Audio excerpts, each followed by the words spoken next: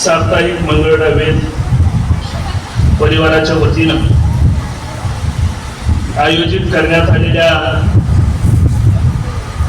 पुरस्कार प्रदान सोहळ्याच्या कार्यक्रमाच्या निमित्तानं व्यासपीठावर उपस्थित असलेले या कार्यक्रमाचे अध्यक्ष तालुक्याचे ज्येष्ठ नेते आदरणीय नंदकुमार दादा पवार, या कार्यक्रमाचे अतिथी दैनिक दामाजी एक्सप्रेसचे संपादक सन्माननीय दिगंबरजी भगरे, व्यासपीठावर उपस्थित असलेल्या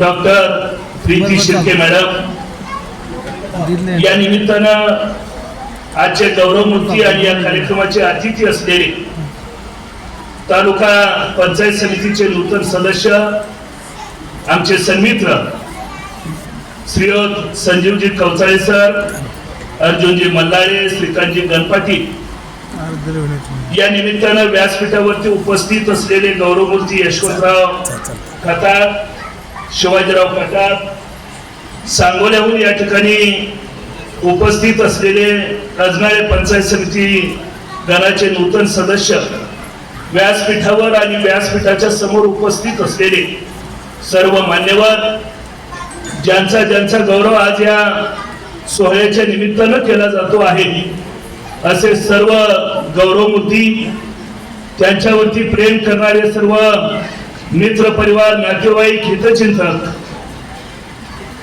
साप्ताहिक वेद परिवाराचे संपादक शिवाजीराव केंगार, त्यांचे सगळे सहकारी, उपस्थित बंधू आणि भगिनींनो, गेल्या 13 वर्षापासून या ठिकाणी पत्रकारितेचा वाण घेऊन साप्ताहिक वेदच्या माध्यमातून या ठिकाणी शिवाजीराव केंगार आणि त्यांचे सहकारी काम करतायत. हे करत असताना बाळशास्त्री जांभेकरांच्या प्रतिमेचं पूजन आपण केलंय. महाराष्ट्राला पत्रकारितेची फार मोठी परंपरा आहे. स्वराज्य हा माझा जन्मसिद्ध हक्क आहे आणि तो मी मिळवणारच, अशा पद्धतीची सिंहगर्जना करणाऱ्या लोकमान्य टिळकांनी देखील केसरी आणि मराठा या दैनिकांच्या माध्यमातून इंग्रजांच्या विरोधामध्ये रान उठवलं. आणि हे रान उठवताना सर्वसामान्य भारतीयांच्या मनामध्ये इंग्रजी जुलमी राजवटीच्या विरोधामध्ये एक प्रकारचं स्फुल्लिंग चेतवण्याचं काम ज्यावेळेला केलं, त्यावेळेला सरकारचं डोकं ठिकाणावरती आहे काय, अशा पद्धतीचा जळजळीत अग्रलेख लिहिला. या आणि अशा पद्धतीच्या लेखणीच्या माध्यमातून या समाजाचं जागृत स्वातंत्र्यपूर्व कालखंडामध्ये त्या ठिकाणी घडलं आणि या देशाला स्वातंत्र्य मिळालं. भारतीय लोकशाही व्यवस्थेमध्ये चौथा प्रमुख स्तंभ म्हणून पत्रकारितेकडे बघितलं जातं.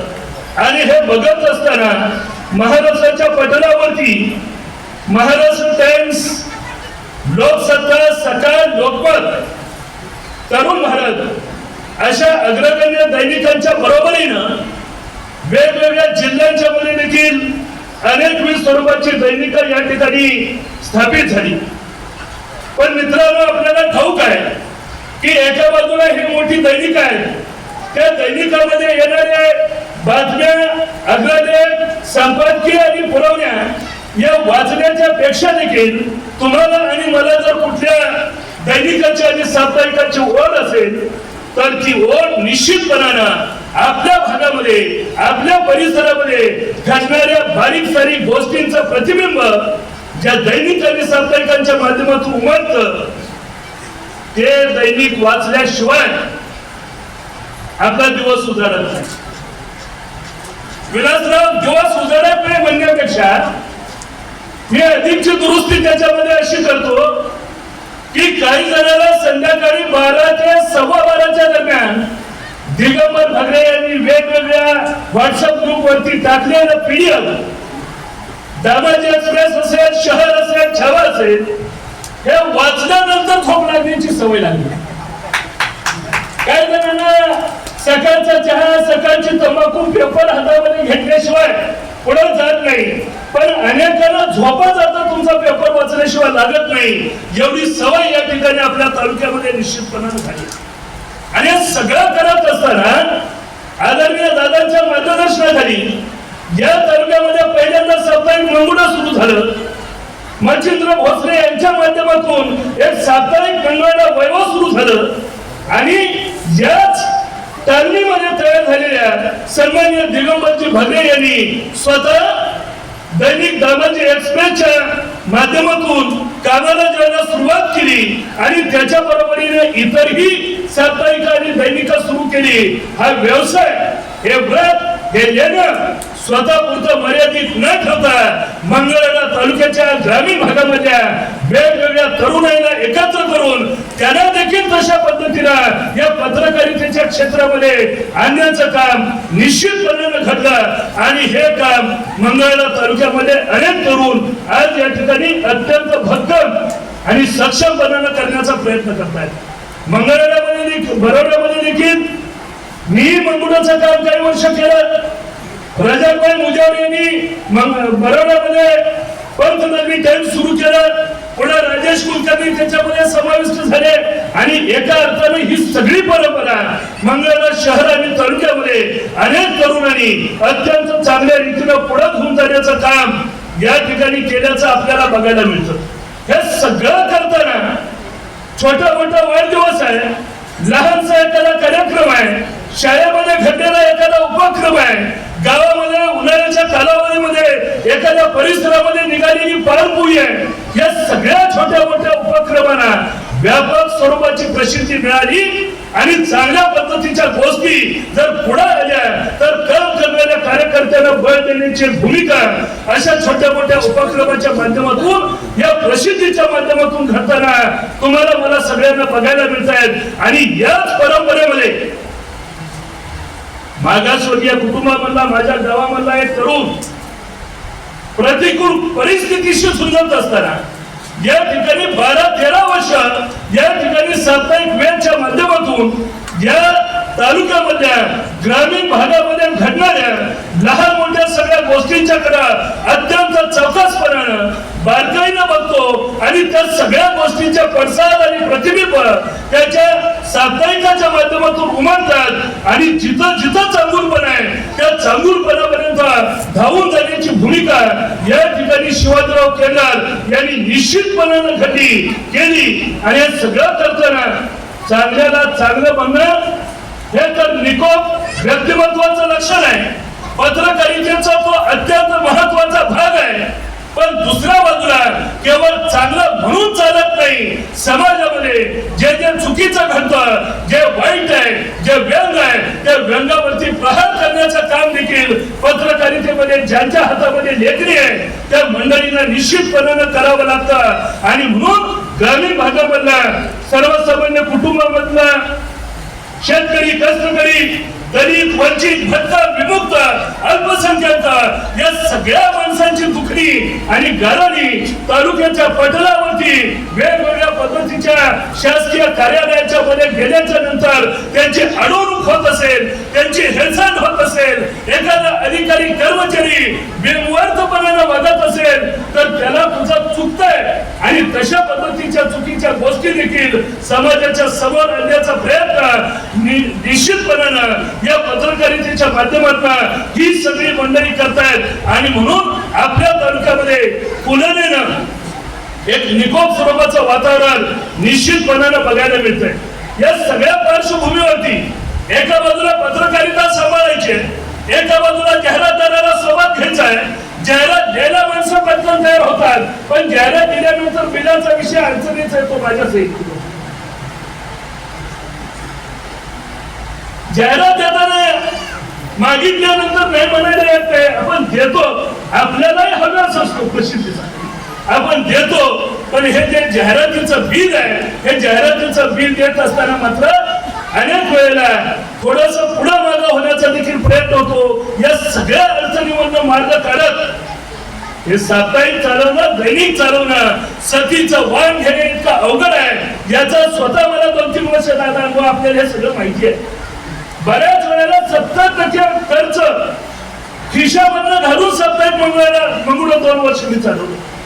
आणि म्हणून ही अडचणींची जी मालिका आहे अर्थकारण जे बिघडतं त्या बिघडलेलं अर्थकारण सुरळीत करत आपला अंक तालुक्यामध्ये पोहोचवणं, बातम्या पोहोचवणं. अंक छापून निव्वळ चालत नाही. छापलेला अंक तालुक्याच्या वेगवेगळ्या भागामध्ये लोकांच्या पर्यंत पोहोचवण्यासाठी ही वितरणाची व्यवस्था आहे. ती वितरणाची व्यवस्था देखील या ठिकाणी एकला चलो रे अशा पद्धतीच्या भूमिकेमधनं शिवाजीराव केंद्र निश्चितपणाने करतात. आणि म्हणून एखादं साप्ताहिक, एखादं दैनिक 1-2 महिने चालवणं सोपं आहे, पण 13 वर्ष अशा पद्धतीनं काम चालवणं अवघड असलेली गोष्ट शिवाजीरावनी केली. त्याबद्दल त्याचा मी मनापासून या ठिकाणी अभिनंदन करतो. हे करत असताना आज जर आपण बघितलं की या साप्ताहिक वेळच्या माध्यमातून समाजाच्या वेगवेगळ्या क्षेत्रामध्ये काम करणाऱ्या 17 जणांचा सन्मान या ठिकाणी केला जातो. आपल्या तालुक्याच्या दक्षिण भागामध्ये असणारं खताळ कुटुंब आणि या खताळ कुटुंबामध्ये ज्या वडीलधारी रामचंद्र राजाराम खताळ यांनी आपलं सगळं कुटुंब एकत्र जोडण्याचा प्रयत्न केला. मला आठवतं एक दिवस तुमच्या घरी मी जेवण केलं, 12-15 वर्ष झाली असते. त्या कुटुंबाची जी पद्धत आहे, त्या कुटुंबामध्ये वडीलकीचा जो धाक आहे, तो धाक निश्चितपणानं आज देखील जपलाय. आणि अशा कुटुंबामध्ये जीवन गौरव पुरस्कार या ठिकाणी रामचंद्र खताळ यांना या ठिकाणी दिला गेलेला. ही जी सगळी व्यासपीठावरती लावलेल्या होर्डिंग्जवरची जी माणसं आहेत, ही जी व्यक्तिमत्व आहेत, यांच्याकडे डोळसपणानं जर आपण बघितलं तर आपापल्या परिघामध्ये अत्यंत चांगल्या पद्धतीने काम करण्याचा प्रयत्न या सगळ्या मंडळींनी केलाय. आजकाल असं आपण बघतो, मी आणि माझं याच्या पलीकडचं बघायला लोकांना वेळ नाही. स्वतःच्या स्वार्थाच्या परिघामध्ये माणसं स्वतःला कोंडून घेतात आणि हे कोंडून घेत असताना माझ्या सभोवती काय चाललंय हे बघण्याची कुणाला उसळत आणि फुरसत मिळत नाही.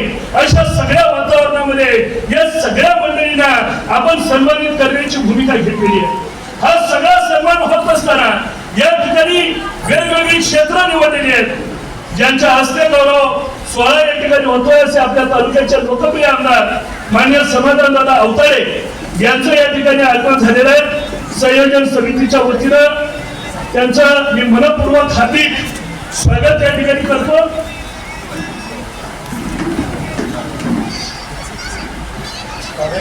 ज्यांचा सन्मान होतो आहे, ही व्यासपीठावरती ज्यांचा फोटो आपल्याला दिसतोय, ज्यांची नावं आपण सोशल मीडियावरनं ऐकलेली आहेत, वर्तमानपत्रामधून वाचलेली आहेत, या सगळ्या मंडळींनी आपल्या परिघामध्ये अत्यंत चांगल्या रीतीचं काम केलं. अनेक वेळेला असं घडतं की शिक्षण क्षेत्रामध्ये काम करणाऱ्या मंडळींचा सन्मान होतो, पण वेगवेगळी क्षेत्र मात्र दुर्लक्षित आणि उपेक्षित राहण्याचा अनेक वेळेला प्रसंग घडताना दिसतो. पण शिवाजीराव केंद्र आणि त्यांच्या टीमला मी मनापासून धन्यवाद देणार आहे की समाजाच्या सगळ्या क्षेत्रानं आपण या ठिकाणी सामावून घेण्याचा प्रयत्न केला. पत्रकारितेमध्ये आमचे राजेश कुलकर्णी काम करतात, त्यांचाही सन्मान या निमित्ताने आपण करताय. माजी सैनिक म्हणून जावेद इनामदार यांचा सन्मान करताय. आणि एका बाजूला भारतीय सीमारेषेवरती चांगलं काम केल्याच्या नंतर, सैन्य दलामधली सेवा आटोपल्याच्या नंतर पोलिसी खात्यामध्ये त्यांना नोकरी लागली. आणि समाधानदादा जावेद काम कुठं करतोय तर मान्य जिल्हाधिकारी कार्यालयाच्या समोरच्या बाजूला सिक्युरिटी देण्याचं काम बनवण्याचा जावेद इनामदार करतोय. ही आणि अशी अनेक माणसं या ठिकाणी अजयजी आदाते कृषी क्षेत्रामध्ये चांगलं काम करतात. पिंटू शिंदे शेतीमध्ये त्यांनी चांगलं काम केलंय, दुग्ध व्यवसायामध्ये काम केलंय, पतसंस्था चांगल्या पद्धतीने चालवण्याचा प्रयत्न या ठिकाणी केलेला आहे. लक्ष्मणदादा मस्के यांच्याबद्दल मी सांगण्याची आवश्यकता नाही. उद्योग व्यवसाय सांभाळताना ठेकेदारी असेल किंवा खरीद रेषांचा व्यवसाय असेल, मध्यंतरीच्या काळामध्ये अडचणीचा त्यांना सामना करावा लागला.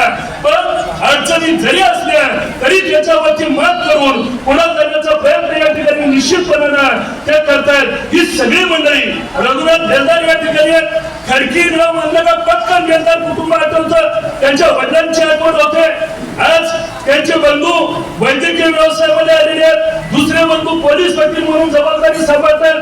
ही सगळी माणसं आपल्या परिघामध्ये अत्यंत चांगल्या रीतीने काम करतायत आणि या मागासवर्गीय कुटुंबांना एक प्रमुख असलेला चौगुले सरांच्या रूपानं या ठिकाणी एक शिक्षक अत्यंत चांगल्या रीतीनं विद्येच्या क्षेत्रामध्ये चांगलं काम करतोय.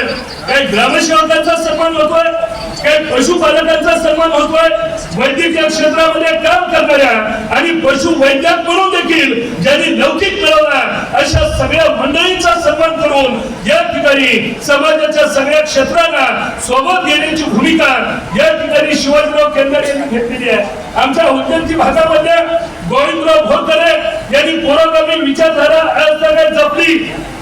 त्यांचाही सन्मान शाहू फुले आंबेडकरी विचारावरती प्रयत्न कार्यकर्ता म्हणून या ठिकाणी त्यांचा सन्मान होतोय.